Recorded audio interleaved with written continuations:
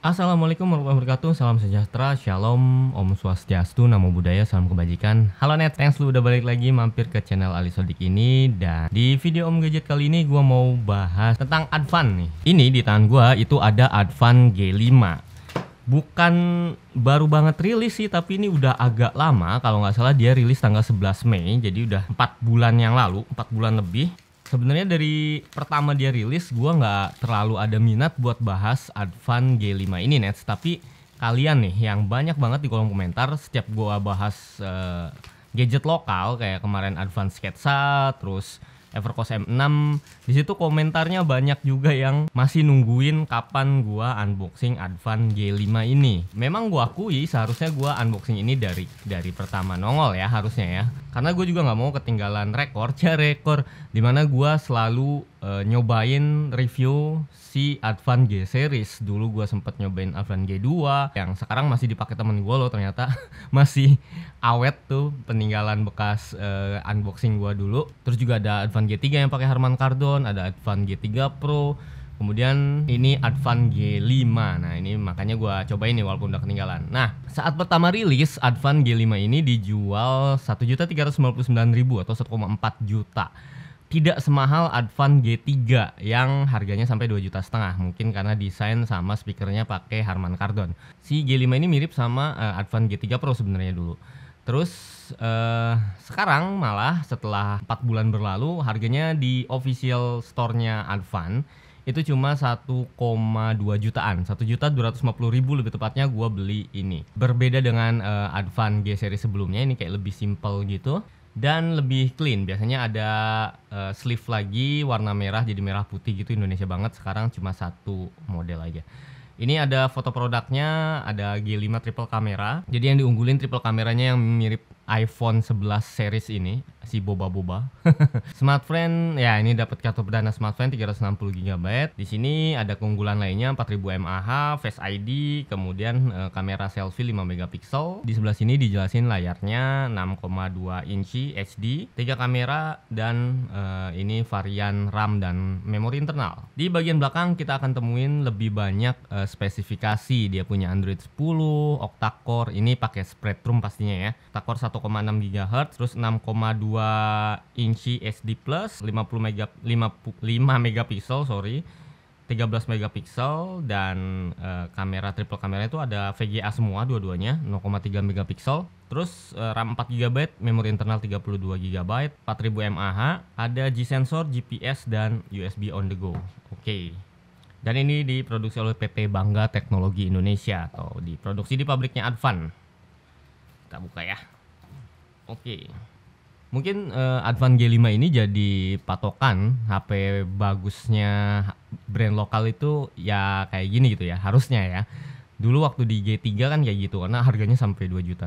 Tapi ini kok bisa ini 1,4 jutaan doang. Mungkin memang speknya nggak semewah di Advan G3 dulu. Ini ada handphonenya, gua singkirin dulu Nets. Terus kalian akan nemuin buku garansi, kartu garansi 1 tahun resmi dari Advan. Ini ada SIM tray ejector ngumpet di sini. Terus kita buka ke samping gini, kita akan dapetin case. Ini pasti case, warnanya bening atau clear. Ada buku panduan cepat. Nah, ini kemudian bundling kartu perdana smartphone sampai 360 GB. Seperti biasa kalau misalnya brand lokal itu dikasih plastik. Oh, wow. Ini gua nggak salah lihat kan, Nets? Ini USB Type C loh. Kayaknya ini brand lokal pertama yang pakai USB Type C yang pernah gua unboxing. Bagus, ada perkembangan, udah nggak pakai micro lagi dan setiap aksesorisnya diplastikin, Nets. Walaupun plastiknya kayak plastik obat kayak gini ya, is oke lah. Terus ada charger yang cukup enteng. Charger Advan, outputnya 5 volt 1,5 ampere alias 7,5 watt doang, nggak nyampe 10 watt. Padahal baterainya 4000 mAh, gue yakin ini ngecasnya akan lama jadinya, Nets. Oke, sekarang kita lihat handphonenya. Keluarin. Ini ada yang mesti dikletek, nomor IMEI. Wait, agak keras. Oke. Oh, iPhone banget ya. Terus di bagian depan udah dapat anti gores. Jadi yang nggak dapat dari paket penjualannya cuma satu, yaitu earphone atau headset. Terus sambil kita nyalain aja ya, Nets.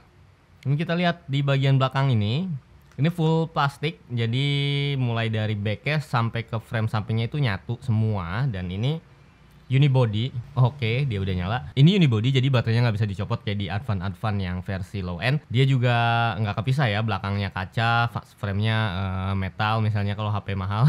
Tapi ini biasa aja. Bener, seperti dugaan gue, ini seperti Advan yang low end ya, beda banget sama Advan sebelumnya, itu Advan G3, dimana G series yang itu udah pakai kaca dan frame meskipun plastik tapi udah berasa mewah banget.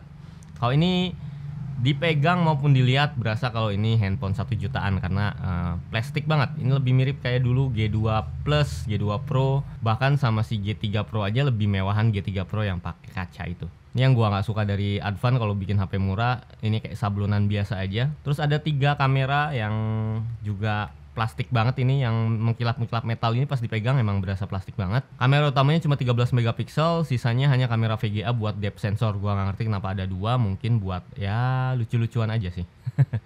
Terus di sini ada tombol volume sama tombol power yang clicky banget sih, walaupun tipis. Di bagian atas ada port USB Type-C dan juga jack audio 3,5 mm. Ya, di bagian sini ada SIM tray. Terus ada speaker dan juga ada mic di bagian bawah. Single speaker ya berarti ya. Dan kalau dari warnanya ini mirip sama dulu gue pernah unboxing Oppo A31 ya. Warnanya dari putih, gradasi ke bagian bawahnya hijau, finishingnya gloss. Kalau di A31 dulu itu doff. Ini nggak ada mewah-mewahnya sih sebenarnya, dibanding beda banget lah sama Advan G3. Di bagian depan ini ada layar, bezel kanan kirinya cukup tipis, atasnya cukup tebal dan ini jenisnya water drop notch atau poni yang kecil, lumayan. Bagian dagunya agak sedikit lebar, meski nggak terlalu lebar-lebar banget sih, ini udah agak lumayan. Sekarang gue mau coba setting-setting dulu, terus nanti gue balik lagi ya Net. Oke Net, sini Advannya udah gue setting-setting tadi, udah gue install juga beberapa aplikasi dan pertama gue mau bahas soal sistem security atau unlocknya. Dia nggak punya fingerprint unlock sama sekali. Ini gue baru nyadar, kanan kiri nggak ada, di belakang juga nggak ada, di depan juga nggak ada. Jadi dia pakai lock pakai pin kayak gini seperti biasa, atau dia pakai face unlock. Dia cuma punya face unlock dan udah gue daftarin. Kita cobain sekarang ya. Ya, langsung kebuka. Jadi face unlocknya cukup cepat dan cukup mengenali muka kita asal kondisinya terang kayak gini. Kalau misalnya gelap gua nggak tahu deh, biasanya sih face unlock kalau gelap nggak terlalu berfungsi. Ini home screen-nya yang gua bikin terkejut adalah Advan ini itu kayaknya nggak pakai iDOS seperti biasanya. Ini seperti yang gua bicarakan atau gua kemukakan di video Advan Sketsa, bahwa Advan Sketsa itu pakai Android murni dan nggak pakai iDOS. Kenapa? Karena ya nggak ada ciri-ciri iDOS di sini. Kalau kita geser ke sini, ini Google Now, ini biasanya bawaan Google Android murni. Terus kita coba cek di sininya juga nggak ada keterangan yang menyatakan kalau dia pakai iDOS. Cuma gua nggak tahu apa memang ini iDOS yang sekarang udah dipersimpel jadi mirip pure Android atau Android murni, atau emang bener-bener si Advan sekarang pakai Android murni. Tapi yang jelas di sini sih nggak ada ciri-ciri iDOS sama sekali, bahkan keterangan apapun tentang iDOS itu nggak ada. Nah, ini dia pakai Android 10 dan cuma patchnya mentok di Juni. Gue belum dapat pembaruan lagi. Mungkin kedepannya mungkin ada kali ya. Dan ya Android 10. Dan sementara gue menyimpulkan bahwa ini pakai Android murni karena ya bener-bener pure vanilla Android. Terus tadi gue sempet screenshot sebelum gue install aplikasi. Nah, galerinya juga pakai Google Photos. Ini Android murni banget. Mirip-mirip pakai HP Nokia jadinya Net. Ini aplikasi bawaan tadi sebelum gue install itu hampir nggak ada bloatware. Bloatware cuma 1 dan menurut gue ini juga lumayan bagus untuk dipakai, yaitu panduan Muslim. Sisanya semuanya aplikasi bawaan Google atau bawaan Android secara default. Jadi nggak ada tambah-tambahan aplikasi sama sekali. Makanya gue ngerasa handphone itu tuh enteng banget pas pertama kali nginstal tadi, pertama kali nyobain. Terus ini memori internalnya tersisa 25 GB, jadi kepake cuma sekitar 7 GB dari 32 GB. Bagus, masih banyak ruang yang bisa lu pakai. Terus tadi juga gue lihat sebelum gue cobain nyalain aplikasi apapun, dia tersisa 2,7 GB RAM dari total 4 GB. Kepake 1 GB lebih dan ini masih lapang banget buat lu multitasking. So, ini berasa kayak bukan Advan biasanya. Gue gua tadi agak kecewa sama build quality-nya yang sama materialnya yang nggak sebagus Advan G3, tapi rupanya dia punya kekuatan di sistem operasinya yang gua ngerasa ini enteng banget dan sama sekali nggak kayak Advan G3 yang cukup lambat karena iOS-nya memang kayak menghambat gitu ya performanya. Terus ini oke, ini keren lah. Tapi dia punya layar yang bagus ternyata. Ini IPS HD Plus 18:9 ukurannya 6,2 inci dan ini cuma masalah di HD-nya aja. Tadi beberapa sempat gue lihat ada kayak bergerigi pixelet gitulah. Nah tapi wajar, ini harganya cuma 1,2 juta dan warnanya nggak masalah, nggak yellowing kayak di Mito W1. Kemudian ini hampir mirip kayak si Evercost M6 kemarin, tapi ini lebih bagus lagi menurut gua. Kecerahannya juga pas, viewing angle-nya bagus. Dengan spek kayak gitu, anehnya Advan mendapat predikat dari salah satu media online, dapat awards itu sebagai Best Gaming Smartphone 2020 di kelas 1 jutaan. Nah, ini dari Cellular ID itu ada Cellular Award dan Advan G5 tercatat sebagai pemenang Best Gaming Smartphone di harga 1 jutaan. Pilihan dari Cellular ID dan menurut gua ini yang bikin gua menarik dan kenapa gua sampai akhirnya beli Advan G5 dan gua unboxing atau gua review kayak gini. Soalnya selain request dari kalian, itu juga gua penasaran sama kok bisa dinamain gaming smartphone. Sementara gue dari tadi belum berhasil install PUBG Mobile, datanya mungkin internet gue lagi bermasalah. Cuma nanti mungkin di video reviewnya akan gue cobain untuk review gaming. Kita cobain game Among Us aja yang lagi terkenal sekarang nih. Kalian nyobain touchscreen-nya. Terus ini gampang kotor banget ya. Sama untungnya ini cuma anti gores bawaan. Ya layarnya gue suka sih. Kita cobain touchscreen-nya. Touchscreen-nya juga nggak masalah. Kira-kira gue jadi impostor atau jadi apa nih ya? Oke, gamenya mulai dan ya sayang banget jadi crewmate. Ini nggak seru sih kalau jadi crewmate ya. Ya oke, intinya gitulah, dimaininnya masih enak. Cuma seperti handphone dengan chipset Spreadtrum yang lainnya, itu di bagian sini masih berasa sangat panas. Tapi nggak separah yang ada di Evercost M6 kemarin sih. Ini masih agak lebih diterima panasnya. Cuma ya emang gue belum nyobain yang lebih berat lagi dari Among Us. Gue belum nyobain PUBG Mobile atau Free Fire lah minimal. Tapi gue yakin performanya akan sama kayak prosesor yang juga sama. Mungkin mirip-mirip sama Mito W1 yang juga pernah gue review. Sekarang gue mau cobain single bottom fairing speakernya yang tadi sih berasa agak sedikit cempreng. Gue mau deketin ke mic dulu ya, bentar.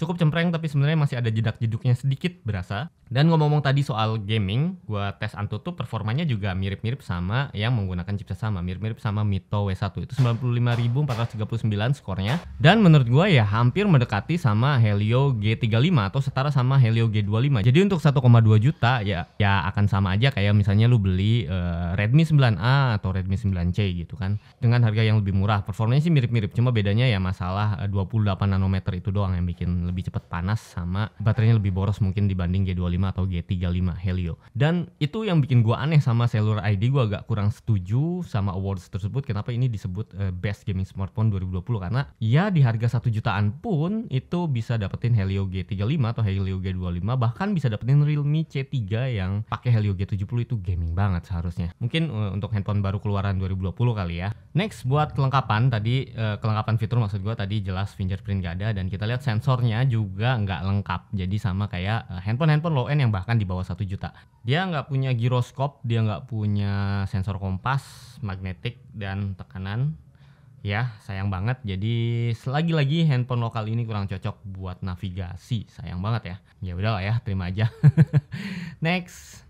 Terakhir tentu gue bahas kamera. Berarti nggak ada fitur istimewa ya di sini. Oh ya radio. Kalau radio ada, dan radionya mesti colok headset apa enggak? Oke, radionya mesti colok headset dulu baru bisa dia nyala. Jadi sayang banget padahal di paket penjualnya tuh nggak ada headset. Terakhir kita bahas kameranya yang ini 13 megapiksel doang, sisanya VGA buat depth sensor. Entah kenapa ada dua, mungkin buat buat ada-adaan doang.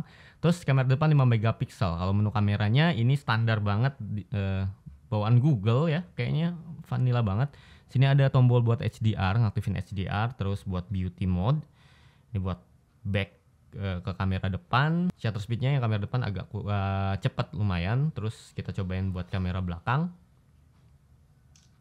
agak sedikit lambat yang kamera belakang shutter speednya. Dan ini masih masalah di handphone advance, bahwa kameranya tuh kurang responsif dan juga ya kayak gini, autofokusnya lambat. Tadi gue udah cobain juga beberapa, autofokusnya lambat, terus jadinya gampang dapetin foto yang ngeblur kayak gini. Buat nyeting autofokusnya malah lebih cepat pakai kamera depan ya, dan shutternya lebih cepat pakai kamera depan dibanding kamera belakang. Terus hasilnya juga ya biasa aja, warnanya pucat, bener-bener kayak handphone lokal yang bahkan harganya cuma beberapa ratus ribu aja gitu nets. Ini 1,2 juta, hasilnya masih cukup mengecewakan. Sejauh ini handphone advance yang kameranya menurut gua masih lebih bagus dan masih enak dipakainya itu advance G2 ya. Di G3 pun agak kurang bagus, di G2 masih lebih bagus, dan di G5 ini ya sama-sama kayak G3 Pro, G2 Plus, sama-sama kayak handphone murah mereka. Ya ini murah sih memang, tapi nggak ada perkembangan, padahal ini udah G yang kelima gitu, seri yang kelima. Untuk lihat hasil fotonya kalian lihat kayak gini, dan hasil videonya juga.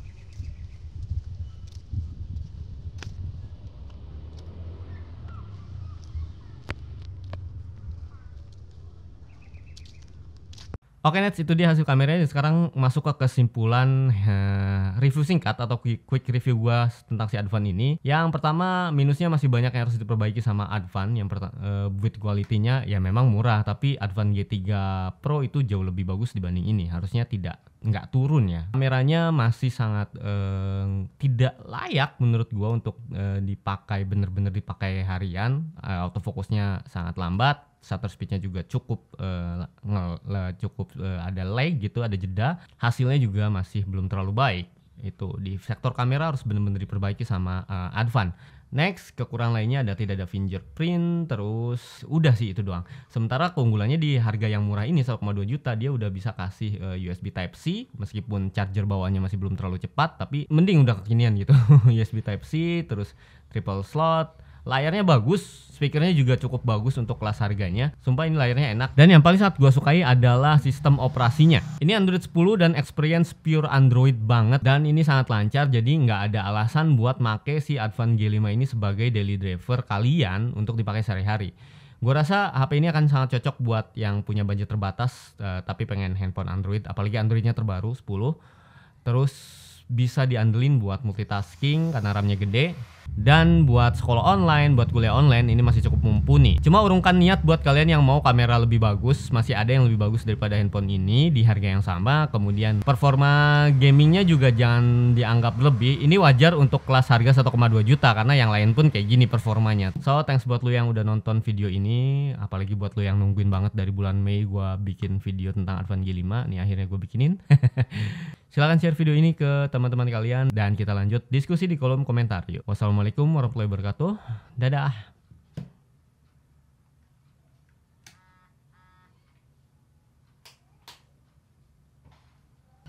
Ya Nes, ada yang gue lupa nih. Biasanya gue kalau unboxing selalu nyobain case. Ini case-nya tipis sih, nggak terlalu istimewa, cuma mungkin sesuai harga. Dan dipasangnya dia melar, nggak terlalu, karena bahannya nggak terlalu keras, jadi dia nggak terlalu klep gitu, agak melar, sampai dipegang begini aja ya kayak mau copot. Terus di sini ada tonjolan sedikit buat ngelindungin layarnya, masih safe sih untuk layar. Kalau untuk bagian kamera itu rata sama softcase-nya, jadi akan kegores pas di bagian yang silver-silvernya ini. So itu dia, case-nya kurang bagus, kalau masalah lubang sih masih pas. Oke.